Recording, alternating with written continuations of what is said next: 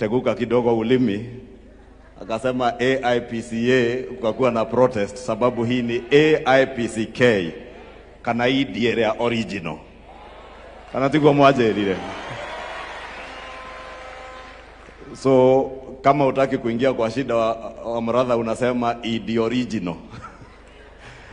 Your Excellency, tumeshukuru kwa kuwepo kwako hapa leo, siku ya leo, na unakumbuka ulinituma kwa hili kanisa kama mwezi mmoja na nusu uliopita tukiwa na shughuli ya kanisa pale Ikino, wakifanya mchango wa kuchangisha mambo ya gari ya huduma na Bible College yao. And that is the day waliniambia hii nisichanganye maneno, nikisikia kama naenda A naweka K, nikisikia hiyo imenichanganya nasema the original. Na nimefurahi kuja hapa, na hasa sababu Your Excellency, ile siku ulitutuma huko na Mheshimiwa Kororia, Archbishop, chairman wa kanisa na washirika wote walituambia wata launch Archdiocese ya Nairobi siku ya leo, na wakatoamuru tufanye vile tuwezavyo tuhakikishe umefika hapa siku ya leo. You know, Your Excellency, diary yako huwa imejazana sana, so tumesumbua controller wa State House sana kumwambia toa hii ya AIC, weka hii ya AIPCK. Akatuambia tutajaribu rais afanye zote siku moja, and we thank you, Your Excellency, for having found time to be with us here today. Na tulikuwa na juhudi hivyo sababu hawa washirika wengi ni kutoka kaunti yetu ya Kiambu, na ni washirika na Wakristo wenzetu, ndugu na dada zetu ambao tunaishi pamoja nao Kiambu. Your Excellency, governor wetu wa Nairobi, najua alikuwa anaongea mambo ya ushago akitulenga sisi ambao tumetoka Kiambu na wengine ambao wametoka ushago, lakini nimemwambia unajua sisi wote tunakutana Nairobi sababu kila mtu anatoka ushago kwao, tunapatana hapa Kanairo. Na tunashukuru governor kwa kuweza kuishi na sisi kwa njia nzuri. And I want to agree with you, Governor Sakaja, on two things. One, this church is among the indigenous churches that was at the forefront of the fight for independence of our country. And it is true, as you have said, the original Mau Mau fought for the independence and freedom of all Kenyans without discrimination of where we came from, what languages we spoke. They fought for one country, and that is why at independence we hoisted one Kenyan flag as one people of Kenya, and we all celebrated, and we want to continue doing that. And it is indeed true, Governor, as you have said, not just in Nairobi, even where we come from in Kiambu, na Ushago, we have no time for people who want to divide us along our ethnic lines, or even on the basis of the languages that we speak or we come from. Two, Governor, mesikia umeongea mambo ya stima, na ni kweli. There are still dark corners in the city, just that there are still dark corners in many of our urban areas and our rural areas, even in the rural areas. And the national government and the county governments work in complementarity with each other, and we want to support you. It is very encouraging to listen to you speak about the needs of the people of Nairobi with street lighting. And you know, Your Excellency, through the Ministry of Energy, we have set aside money that will assist even our county governments, Governor Sakaja, to roll out electricity connectivity in our rural and urban areas, and even to roll out street lighting in both our rural and our urban areas, including Nairobi. I say I'm encouraged because where we come from in Kiambu, tuliambiwa stima ya Kenya Power haitakikani, so maybe you can borrow part of the budget from that was set aside for Kiambu for street lighting tukusaidia nayo hapa Nairobi, sababu Kiambu tuliambiwa haitakikani.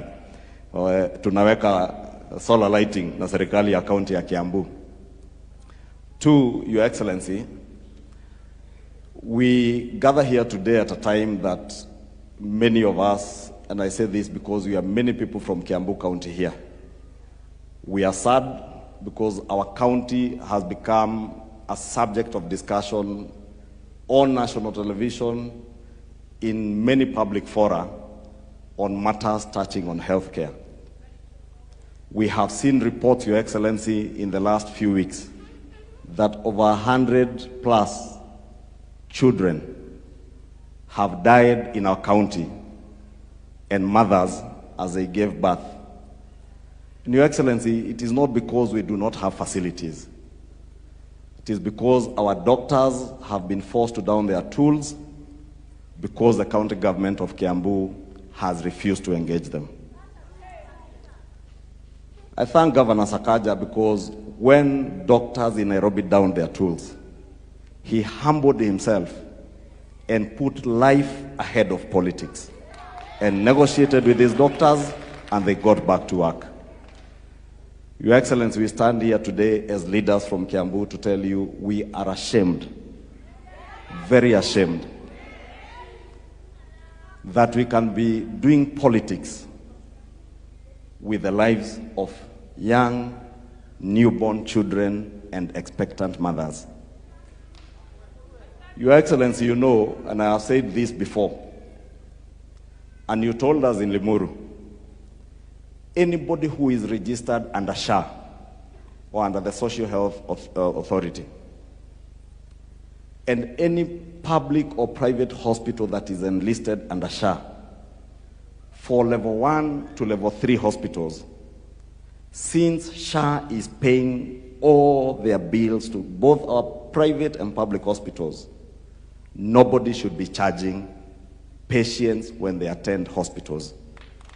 I am sorry to inform Your Excellency, in Kiambu County, patients are still paying, even those who are registered under SHA. Your Excellency, you told us there are 2 counties that are not signed up to on the intergovernmental agreement on provision of diagnostic equipment for our hospitals. I know you did not name them, but Kiambu is one of them. I had a meeting with doctors from KMPDU, Your Excellency, and they have pleaded that as the President of the Republic of Kenya, please step in to help us resolve the health crisis that is there in Kiambu. Because when some of us speak, it is seen as politics.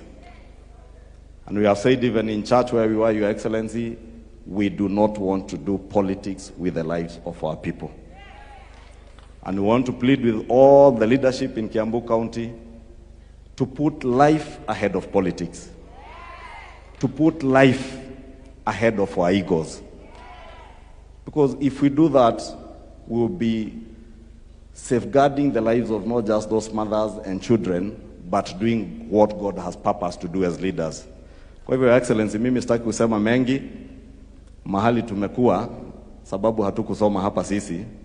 Tumesomewa Petro wa kwanza, mlango wa 3, fungu la 13. Na tukaambiwa utamuogopa nani kama yale unayotenda ni mazuri. Kisoma mlango wa 16, 1 Peter 3:16. It says, if your conscience is clear that what you are doing is right, you shall fear nobody. When they fear, you shall not fear. Where they are intimidated, you shall not be intimidated.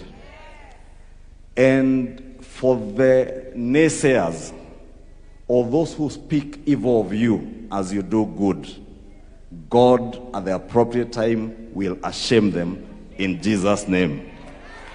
Your Excellency, a lot of things have been said of you, about you, and against you. But you have always told us that you are focused on the transformation of the Republic of Kenya. I listen to you every day, Your Excellency, as you tell the people of Kenya that it is possible within our lifetime to move our country from being a third world country to a first world country in our lifetime. And when I internalize those words, Your Excellency, and I see the transformation of Mukuru slums, the transformation of Kibra, the markets that are being built in every corner of our county in Kiambu, the affordable housing projects that you have rolled out across the country, I remain very confident that indeed, as you have told us, it is possible to move Kenya to the next level of a first world nation from a third world nation, Your Excellency. Don't listen to the naysayers, those who speak evil of your good deeds. Do not be afraid of them. Do not be intimidated by them. Remain focused so long as your conscience is clear that you have a God-ordained duty to transform our country from a third world to a first world country in the world. Your Excellency, kwa hayo mengi ama machache, tukushukuru sana kwa ile kazi ambayo unatufanyia. Vile Mama Alice Ng'ang'a amesema, wengi wetu tumeambiwa maneno mengi, matusi, maneno machafu, lakini tukasema tuzingatie yale ambayo tuliomba Mungu atusaidie tulipoomba uongozi. And thank you for continuing to encourage us to remain focused. And I want to assure Your Excellency, usisikize wale wanaosema yale wanasema. Wewe endelea kuzingatia kazi yako, na nina imani vile nimesikia hata tukiwa kanisani kuna mambo ya tutam, wakati ukifika pia watu wataangalia kazi ama utendakazi wa kazi ambayo ulituahidi na ambayo unaendelea kututendea. Kwa hayo mengi, Your Excellency, thank you and may God bless you. And as we launch the Archdiocese of Nairobi of AIPCK, Governor, asante kwa kutukaribisha Nairobi. Hili kanisa litaenea tu sio Nairobi lakini Kenya mzima. Na sababu ni kanisa ambalo linaongozwa na Injili ya Kristo, tunajua litaenea dunia mzima pia. Kwa hayo